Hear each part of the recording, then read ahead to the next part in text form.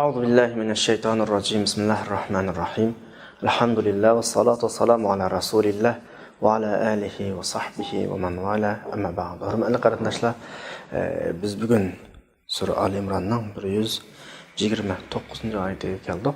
İlgirki oyatlarda Uhud va Badr g'azotlari o'rnak elinish orqali g'albining ochqishlarininki nadi ekanligi bayon qilingan. Ya'ni birisi as-sabr, ya'ni bardoshlik berish, chidamchanlik, sabri. Yana birisi at-taqva, ya'ni Alloh ko'rsatgan manhajdan, prinsipdan chetnamaslik. Mushu ikki ish qanday shakldagi kurashning, qaysi xil shakldagi jangning, meylisining soni oz bo'lsin, ko'p bo'lsin, dushmanning soni oz bo'lsin, ko'p bo'lsin, g'alaba qilishdagi muhim ochquvchi degan nuqta asosiy markazlik ideya shaklida yoritilgandi. Bugungi oyatmi shuning davomi. Ya'ni masala Allohning mulk doirasida, Allohning idorasi ostida bo'ladi. Har qanday masala o Allah xolisa az musulmonlar bilan ko'p musulmonlar kuparlarning ustidan g'alaba qildiradi. Alloh xohlamasa musulmonlarning kuchi har qancha o'ziga faxrlangudek ko'p bo'lib ketsin, mag'lubiyat ko'zlanadi. Bu yerdagi muhim nuqta Allohning xohlamasligi shu musulmonlardagi ikki xil alohidlikninki o'rtaga chiqishi. Birisi chidamchanlik, bütün bar kuchini ishga solish, yana birisi yo'ldan chetnamaslik. Ikki ish shakllandimi? Qog'ini Allohning ustiga. Chunki osmon, zamin hammasi Allohning mulki, bütün ishlar Allohning idorasi ostida bo'ladi degan mazmunni xulosalab davatudu astag'izu billah va lillahi ma fis samawati va ma fil ard yaghfiru liman yasha va yu'azzibu man yasha vallohu g'afurur rahim. Osmon zamindagi barcha shaylarning hammasi Allohga xosdir. Xohlagan kishi uchun mag'firat qiladi va xohlagan kishini azoblaydi. Alloh mehribondir va mag'firat qilg'uchidir. Endi biz oyatning mazmuni bu qadar oddiy, ya'ni ilgirki mazmunlar bilan birlashtirib tushunganimizda mazmun asosan oxirlashdi desak bo'ladi. İlgirki mazmunlar asosliq Uhuddan boshlangan bo'lg'achqa biz Uhud haqida bir bilik mazmunlarni xabar tepishimiz kerak. Ya'ni Uhud radhiyallohu anhu deydigan bir gapni anglaymiz. Xuddi sahobalardan palani radhiyallohu anhu degandan Alloh Uhuddan rozi bo'lsin degan gaplarni ustozlarimizning og'zidan ba'zi naql qilingan kitoblarda tilga olinadi. Yani bu nima uchun Uhud bu kadar muhim? 60 ayet Uhud haqida so'zladi deyapti. Desa, Payg'ambar alayhisolamning tuvandagi so'zlari balkim Uhudning alohidligini bizga aytib bersa kerak. Rasululloh Uhudga shunday bir xitob qilgan ahvoli bor. Buxoriy rahimahulloh sahabalarning fazilati nomli babida, Sahih Buxoriyninki tilga olgan hadis Rasulullohning xitobida Uhud sen mustahkam tur. Üstünde bir peygamber var. Bir siddiq var. Siddiq dost var. İki şehit var. İki şehit var. Resulullah'ın Uhud'a qilgan xitobi. Ondan başqa yeni bir yerde. Bu mu Buxoriy rahimahullah Sahl ibn Sa'd radhiyallohu anhu'dan rivoyat qilgan hadis bo'lmi? Bunda Rasulullah Uhud'ni tasvirlab, Uhud bizni yaxshi ko'rdi. Biz Uhud'ni yaxshi ko'ramiz degan mazmundagi bir hadis. Endi hadislarga ko'ra Uhud'ning o'rni xuddi Rasulullahning sahobalarining o'rnidek. Rasululloh Uhud'ga sahobalarga xitob qilganda qanday qilyapti? Xitob qilyapti. Endi ko'p hollarda biz bir narsalarga muomala qilgan vaqtda o'zimizning insonlik o'lchimini ishlatamiz ko'p hollarda. Ama insanlık ölçümüyle muamele kılsak belki hatalaşıp kalımız. Mesela Uhud'a nispeten Resulullah'ın hitap kılgınını belki biz Peygamber'e olan imanımız noktasıdın onu itiraf kılımız. İtiraf kılmaydıgan tarafı yok. Ondan başka bugün ilim penge qarab baqqıdak olsak kainattaki Allah'ның bazı sırları içilip atqanlığını bayqaymiz. Mesela hayvanların özü düşünüşüdüğün bir tilleri var. Hatta bugün günde biliklarının til kamusunu tüzümüz de atqan bir ahvallarını uçurtumuz mesela. Bundan başka Kur'an-ı Kerim'de Süleyman Aleyhisselam'ınki çömülü bilen boğan bir hikayesi var. Süleyman Aleyhisselam'ınki askerleri kelip atqan vaqtda bir çömüle özünün ailesini qoğdaş üçün, yani özünün askerlerini qoğdaş üçün Sure Naml'ninki 118. ayetinde mundaq degəldiki hikayə qılındı. Ya eyyuhan nam, ey çömülülər. Udkhulu masakinekum. Uyğunlarga kirib alinglar. Süleyman ve Süleymanның qoşunu sizlarni bilməsdən dəstəf samısun. Amma şu qarğa vaxtımızda yani çömülə özünün bir çömülünün başlığı dep qarasaq, puhralarini qoğdaş üçün qanaq vaqtda qoy. Süleyman Aleyhisselam bunu anlap tebessüm. Demek ki neymi desanglar, hayvanlarning özüge güçlük düşünüşüdüğün bir tili var. Mesela bugün ilim mevcudiyetdeki, hayattaki her neresi bir cins ige. Anlaken bunun bir öz üçün düşünüşüdüğün bir tili var. Bir tesir qabul qiladigan, tesir qiladigan bir alohidalik var. Mevcuddaki, hayattaki her nerse köpüyüş iqtidariga ega qatorliq nurg'un narsalarni isbotlaymiz deb tirishyapti. Undan boshqa Sure Naml'ninki 16. oyatida Süleyman Aleyhisselam'ның tilidan kelgan bir gap bor, yani Allohninki bir bizga tushgan bir oyat var. Ya ayyuhannas ullimna mantiqat tayri va utina min kulli shay'in. Ey kishilar, biz qushlarning tilini bildirildik Allah tarafından. Her neresi bizge bir yıl. Qarama bu Süleyman Aleyhisselam qilgan alohidlik boshqalarda yo'q. Qushlarning tilini bilish. Mushu gapning o'ziga qaragan vaqtida qushlarning tili var. Öz üçün uçduğan. Tamam, texmi çoğun qurulaylı. Mesela texmi işkirlep kirib baqaylı. Sure Duhan'ninki 25, 26, 27, 28, 29 4 ayetiga qarasaq. Kem teraku min cennet ve uyun. Mazmun cihette Firavun ve Firavun'ninki şu vaqtdagi saltanatning gapini qilib Qur'on shu so'zlab aytib, bular nurg'un bog', nurg'un buloqlarni tashlab ketdi. Nurg'un ziroatlarni, isil o'rinlarni tashlab ketdi. Bular burun huzurlanayotgan nurg'un ne'matlarni tashladi deb bo'lib oyatda biz boshqa bir qavmga berdik buni deydi. Ularning qo'ldan oldik deb bo'lib oxirsida bularga, bu Firavunlarga osmon nazmin yig'limidi deyapti. Osmon bilan zaminni yig'lash ifoda so'lan ifodalayapti. Ya'ni osmon yig'lamdi, zamin yig'lamdi. Bizga nisbatan ajoyib bir ish. Osmon mu bir bizning nazarimizda jonsiz, zamin mu bizning nazarimizda jonsiz, ammo bularning o'zgarishlik hissiyoti bor. Chunki yig'lash ifodasi ichki tuyg'u, hissiyotdan paydo bo'lgan narsa. Ya'ni cansız deb qaralayotgan narsalarning tili yo'q xolos. So'zlamaydi bas, ammo his qiladi. O'zgarishlik harakati va o'zgarishlik his tuyg'usi va hissiyoti va hatto zamin o'zining ichidagi barcha narsalarning ustiga chiqaradi. Va idza zulzilatil ardu zilzalaha va akhrajatil ardu athqalaha chiqaradi. Bi anna robbaka awhalaha. Robbing zaminga vahiy qil. Yani asman zaminning tuyg'usi va qarindoshlar. Yana bir oyat Sure Fussilatda 11-oyatda. Thumma stawa ila as-samai wa hiya dukhan. Allah asman tutun holatida dediki, asman bilan zaminga ya ixtiyoriy kelinglar, ya majburiy kelinglar. Bu ikkisi dediki, biz ixtiyoriy keldik. Hatto bu jonsiz deb qaralayotgan zamin asmanning bir his tuyg'usidan boshqa tafahum xuddi bizga o'xshash his tuyg'usi o'zgarishlik ham diyani. Hatto uni bearam qiladigan ishlar bor. Shu zamin yig'laydi, osmon yig'laydi. Yig'lash deganning qarshisida xushal bo'lish hukmi bor. İlgili ayet okuduk ya, asman zamin yig'lamadi degan gap, yig'laydi. Ammo Firavun yig'lamadi. Yani bir aram bo'lmadi onun vayron bo'lgan, halok bo'lganga. Bu gapga qaraganda buning tam qarshisida xushal bo'ladigan ishlarimiz ham bor. Şu Ali radıyallahu anh'ın manda bir gapini uçurtimiz.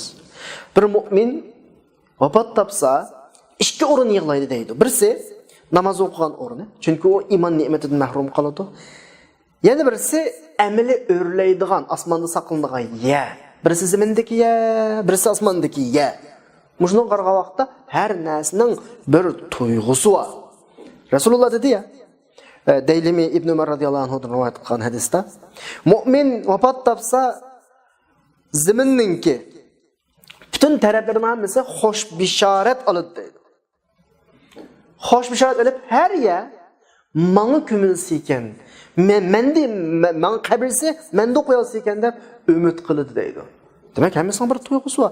Endi nimda bu darsimizda bu gapni qilamiz qarindoshlar desa, ilim orqali har narsaning tili bor. Koinotdagi har narsalarning o'z jinsi ichida, o'z turi ichida bir xil tushunchasi bor. Deydigan bir uqum chiqyotdi bu yerdan. Shunda o'g'ay ekan insonda iymon birilgandan keyin, iymon shamoliga ushurgandan keyin inson vujudida his qila oladigan Qur'ondan, gerçi biz qarasak topolmaydigan, biz qarasak bilinmaydigan, ammo Qur'ondan his qila oladigan bir xil tuyg'ular borligini, ya'ni ziminda, insondan oddiy mahluqlarda, biz jonsiz deb qaragan narsalarda o'ziga xos bir tuyg'u bor degan natijadan keyin biz insonningki bu xil tuyg'uda eng yuksak o'rinda ekanligiga qanaqa qilamiz ishonamiz. İnsan etrafındaki alemge qarab turib ve o'ziga avatilgan Qur'onning ichiga qarab turib, Qur'ondan olgan tuyg'uga qarab turib, boshqalar his qilmagan narsalarni qanaqa qila oladi? His qila oladi. Biz bu nuqtalarda bu kadar to'xtalamiz. Ya'ni mazmuniga qaytsak qarindoshlar, Alloh subhanahu va taolo Uhud haqida, ya'ni bu kadar to'xtaldi Uhud haqida. Endi shu Uhud haqidagi gap ya'ni oxirlashmadi. Uhud urushi biz ilgirki ayeti dersli deb o'tganimizdek 60 oyatga yaqin Qur'ondan bir o'rin egallagan bir urush. Alloh subhanahu va taolo bu haqda qarasak va izghadawta min ahlik masalan ilgirki derslarda sen uyangdan atdigan chiqding. Shundami? İzhammat ta'ifatani ikki guruh qanda sal qo'rqishni sal qo'rqqandek bir xil tuyg'um kelib qoldi. Bir hikoyalarni qilyapti bizga. Va laqad nasarakumullohu bi badrin va antum azilla. Sizlar ojiz turib, Alloh sizlarga Badrda yordam deb bayon qilib kelib ta bugunga keldik. Badr urushi haqidagi mazmun. Endi shaqqaday hozirgi oy o'qib bo'lgan oyatning keyingi oyatga qaraylik. 130-oyat Ali Imronninki. Ya ayyuhallazina amanu la ta'kulur riba adhafan mudha'afa. Qarasanglar taxminan 8 oyatga yaqin oyat jazoni haqida. Ben bir narsa demakchi biz qarindoshlar. Uhud urushi haqida ketyapti mazmun.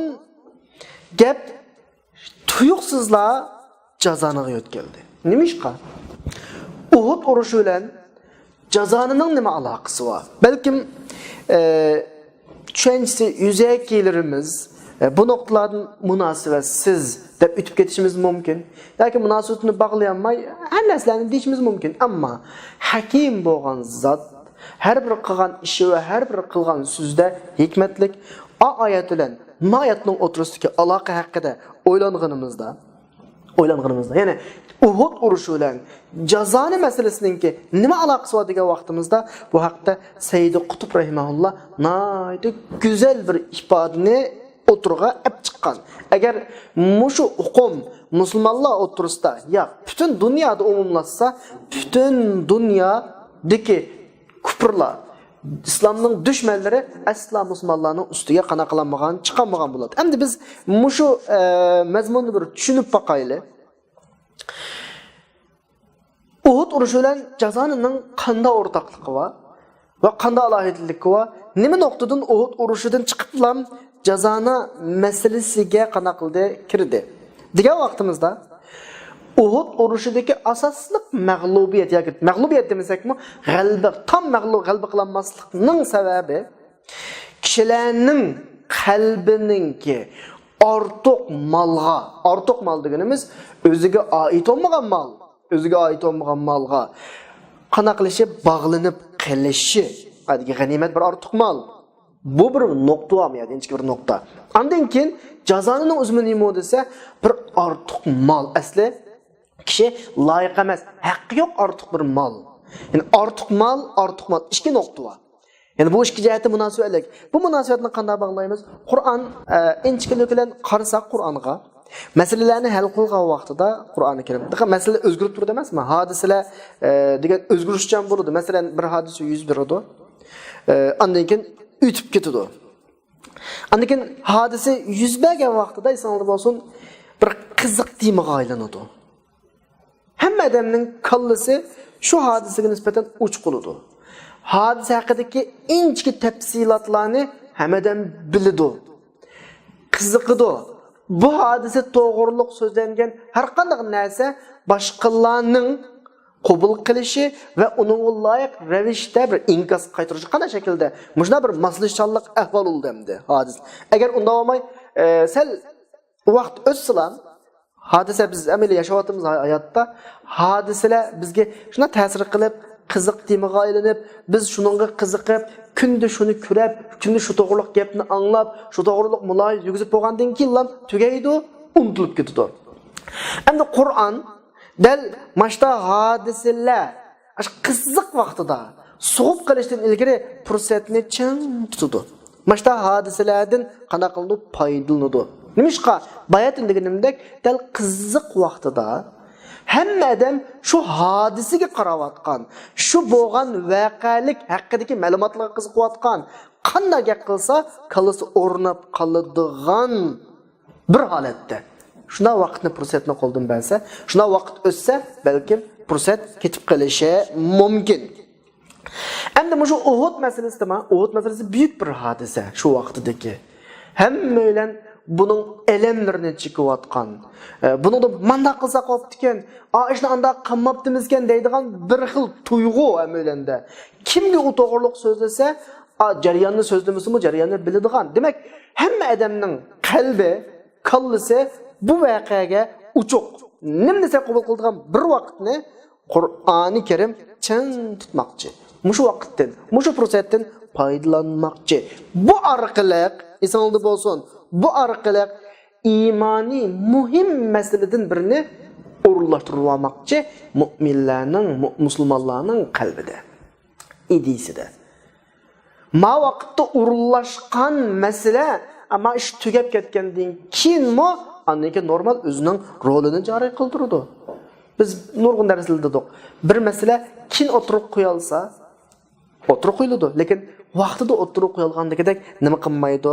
Ta'sir qilmaydi. Bu yerda Uhud urushidan keyin jazoning o'tirib qo'yilishi xuddi jazoni masalasidagi kishilarga bildirmoqchi bo'lgan bir prinsipni Uhud urushini asos qilib turib, shu urush jarayonida bo'layotgan ishlardan bizga ta'sir qilgan bir ta'sir bor. Bizning bir hayajonimiz bor yoki qalbimiz ahvol mashta ekanda, asli mashta usul ekan deb qanoat topgan bir nuqtaga kelgan vaqtida ulaplam shu yerdan shu yerga qanoat qilish o'tkazish uchun Alloh subhanahu va taolo jazoni masalasini Uhuddan keyin aqid ulaplam keltirildi. Balkim yuzaki tushundiganlarimiz bu yerda tam tushunmasligimiz mumkin. Nima deb Uhud to'g'riliq gap qilib, jazoni to'g'riliq yetkazildi. Biz bayatni degandek. O'tirishga aloqa nima? İnsanlar bo'lsin, Qur'on tarixiy kitob emas. Tarixda yuz bergan voqealiklarni tafsiliy bayon qilish majburiyati yo'q.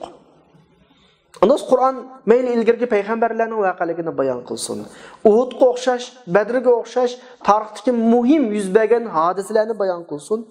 Buni o'tirg'a qo'yadi va buningdagi muhim nuqtalarni chiqaradi.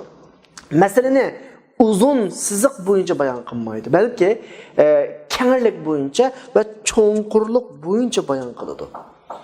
Masalaning uzun siziq tarafi bilan kenglik va cho'nqurlik tarafini balkim qarindoshlar tushunishlar har qanday bir dunyodagi hodisaning uzun siziq holati bo'ladi, kenglik holati bo'ladi va cho'nqurlik holati bo'ladi. Mesela insanın hayatını desek, insanın 60 yıl yaşayan insanın 60 yıllık bir uzun hayat sızık olurdu. Ötken tarihininki, şu tarih boyunca bir ötmüş bir hayat vaqt musofasizlik qoludu. Mesela 10 yıl dese 10 yıllık bir musofasizlik qoludu. Uhud urushi desa boshdan oxir o'tgan bir necha oylik yoki uning ta'sirini qo'shsak bir necha yillik bir uzun sizlik qiladi. Qur'on bu masalalarni uzun sizlik bo'yicha tarixiy bir shaklda bayon qilmaydi. Masalaninki 3-chi bir tarafiga qaraydi. U 3-chi tarafi qaysi desanglar, masalani ikki yonga kengaytirdi va ostiga kengaytirib cho'nqurlashtirdi masalani. Ya'ni shu doirada oladi. Texmi tushunishliroq desam, Qur'on bir masalani bayon qilgan, bir voqelikni, bir hodisani bayon qilgan vaqtda lozimlik, ya'ni kisb elib voqelikni, shu lozim bo'lgan kisb ilingan voqelikning ichiga cho'nqurlaydi va yonga qana qiladi, kengaydi. Esimda bo'lsin, har qanday narsaning bir hajmi bor. Uzun bir musofasi bor va cho'nqurliq bir tarafi bor. Masalan, bir gap bor, men misol qilay. Sili rahmat odamning ömrünü uzatıdı deydi. Bir adamның ömrü Allah tarafından ya 50 yıl, ya 60 yıl, ya 70 yıl belgilep etilingen bir tüssizlik şekildeki bir musafa, hayat. Yani hiç qandaq bir iş adamның ömrünü uzatanmaydı. 50 yıl ömür belgilengen adam şu 50 yıl yaşaydı. 60 yıl ömür belgilengen adam 60 yıl yaşaydı. Ondan artık yaşamaydı qarındaşlar. Anadolu beyadaki Seyli Rahme ömrünü uzatıdı. Palan işini kılsa ömür belki bu neymi dese ömür iki tarafiga kengayadi. İki tarafiga. Ve astığı kengayadi. Çoğunqurlaşıdı. Kur'an del muşun noktadan aladı. Yani bir adam hayatı bir kişilik düz yaşasa ahırıca bu adam hayatını tüssüzlük boyunca ötközgen buldu. Tüssüzlük musafisde yaşayan buludu. Ama bir adam hayatı yaxşı işlerini kıldı. Bir kişilik yaşamadı, iki kişilik, üç kişilik, hatta bir ümmet karakterlik yaşadı.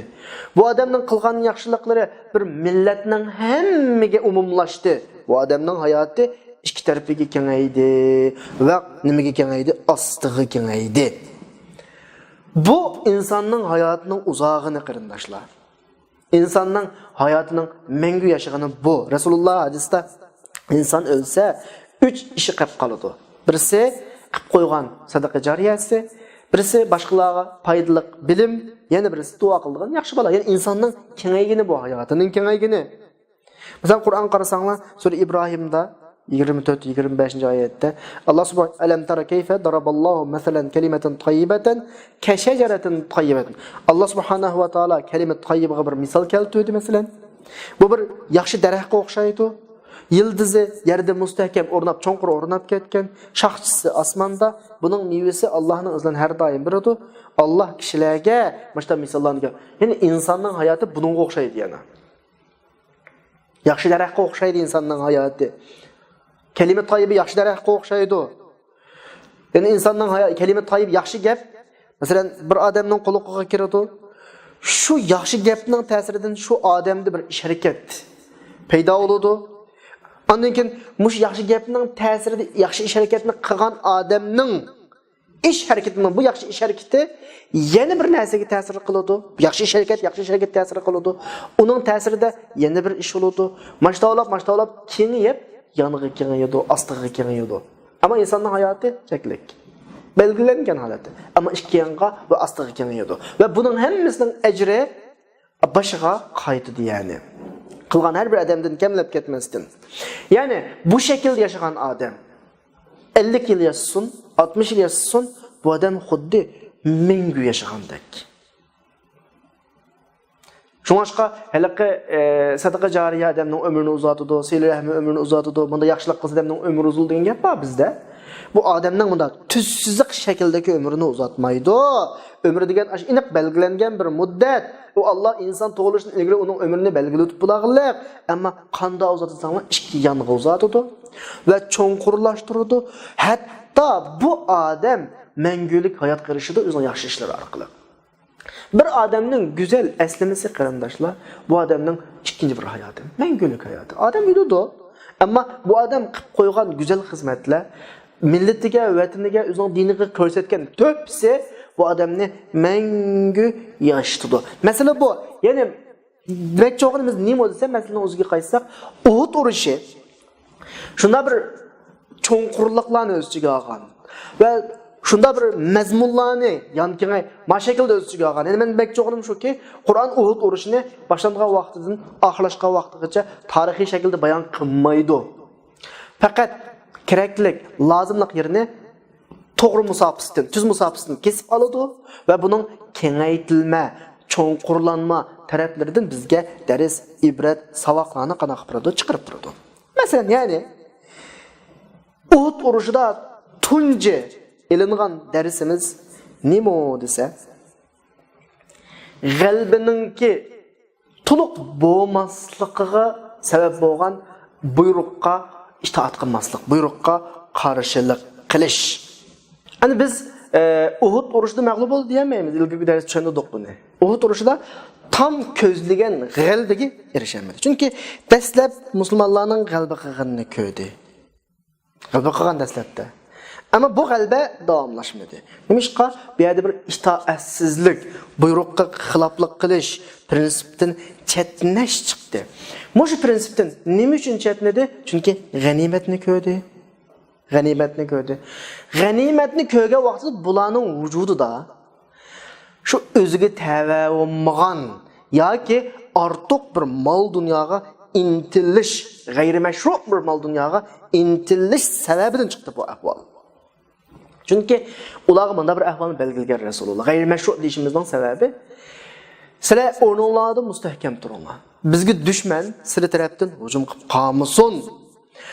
Biz yangsakmi midirmaysizlar, yengilsakmi midirmaysizlar. Hatto bizni qushlarning yeb ketganini ko'rsanglarmi, o'rnidan qo'zg'al.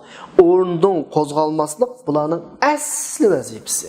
O'rnidan qo'zg'aldimi, bu bir qonunsizlik, bir g'ayrimashru'lik va mol dunyoga qalbi shunda bog'landimi, bu hammasini yig'ib akalsak, ortiq narsaga bo'lgan qalbdagi talpinish tam jazana bunun o'xshaydi.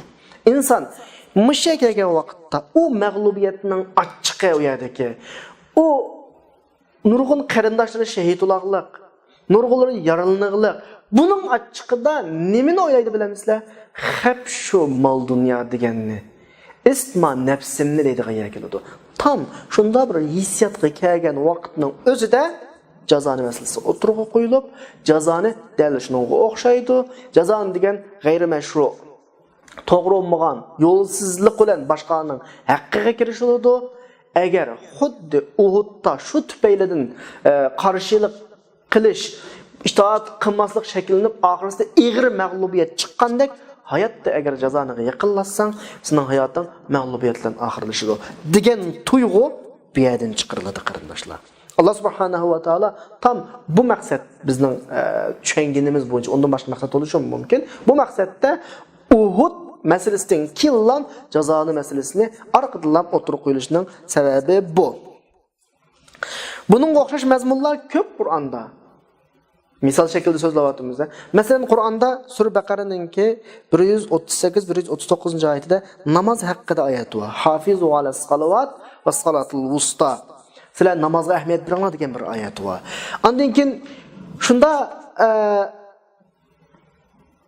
oldiga o'tsak oyatninki 237 bayatdan oyatning bir oyat oldiga o'tsak va in tallaqtumuhunna min qablan tamassuhunna ularga munosabatdan ilgari ularni taloq qilsanglar, ayollarni taloq qilish masalasi bor. Taloq qilish masalasi namoz masalasi. Endi keyingi shunda o'tili 240-oyat, 237 da taloq, 238-39 da namoz, 240 da vafot topgan kishilarning ayollarining vasiyat masalasi bor. Qaranglar, taloq, namoz va vafot topgan masala. Taloq, namoz, vafot. Oyatning qana tartibini nishanda bu? Taloq haqida keldi, namoz haqida keldi, vafot, vafot topgan ayollarning masalasi. Bu yerdan shuni tushunimizki qarindoshlar, Allah bu yerda shakl jihatdan bizga bir narsa demoqchiki, islom bir butun prinsip. Namoz ayrim, taloq ayrim, vafot ayrim narsa emas. Bir odam islomga kirsa, mushu doiraning hammada kirsin. Taloq hukmlarini qabul qilsin, vafotga munosabatli hukmlarini qabul qilsin, namozga munosabatli hukmlarini qabul qilsin. Namoz o'qiding, Talaq meselesinde öz aldığın yol tutun, yok. Talaq mı şu, namaz mı şu talaq ahkamlarını düşürgen Allah şu, namazı buyurğunu mu Allah şu ve vafat hakkındaki ahkamlarını düşürgeni mi hem Allah şu. Bu bir nokta bir yerden alıdığan.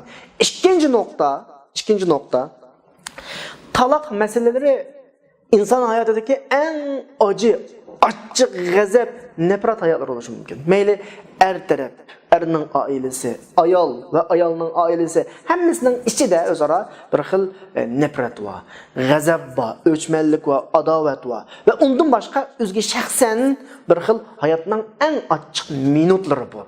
Şu vaqtda Allah subhanahu wa ta'ala nimda atıdı? Namazның gepini qıvatıdı. Namaz okuda atıdı. Çünkü Resulullah bizge nimda öğretkendi? Kimni bir mesele xap qılsa, bir gam tushsa kallasıga namazga turishni öğretken Resulullah. Kur'an del muşu meseleni bu şekilde qanday qiladi? Hal qiladi. Er ayol o'tirsida, aile o'tirsida mesele chiqqan vaqtida nima deydi? Qopangmi? Namaz o'qingmi? Allah subhanahu wa taala meselanglarni qanday qilsin? Hal qilsin deyapti. Esinli bo'lsin, hayotda bir meseleге yo'l qo'yib, namaz orqali Allohga iltijo qilinib, hal olmagan masala yo'q qarindoshlar. Hal olmagan masala yo'q. Yani ayetten biz nimani alamiz bu yerda? Bu 3 oyatning qator talaq, namoz, vafot haqidagi 3 oyatning qator kelgandan aranglarda yuz bergan har qanday ixtilof. Aranglarda yuz bergan har qanday masala namoz orqali, namozga ahamiyat berish orqali hal bo'ladi degandek ma'no chiqdi bu yerning qarindoshlar. Esinli bo'lsin, bir odam bir xafalikqa tushdi, bir musibatga tushdi, bir qiyinchilikqa tushdi, kallasini Alloh chiqib ketdimi? İnsan özünü bu işe tashlab bergan bo'ladi. Shu vaqtning o'zida kallasiga Allohni ekeldimi? Rabbini bu meseleni Rabbining oldiga olib qo'ygan bo'ladi. Misol alayli va lillahil masalul a'la. Mening balamni birisi usa sirtda. Boshqalarning buzaq qilishga uchursa, balam udul kimga deydi? Dadasiga deydi. Bir er kishi o'zining ayolini buzaq qilib zulm qilsa, ayol kishi o'ttul ailesi kirib dadasiga deydi. Bu bir insonlar o'tirishdagi masala.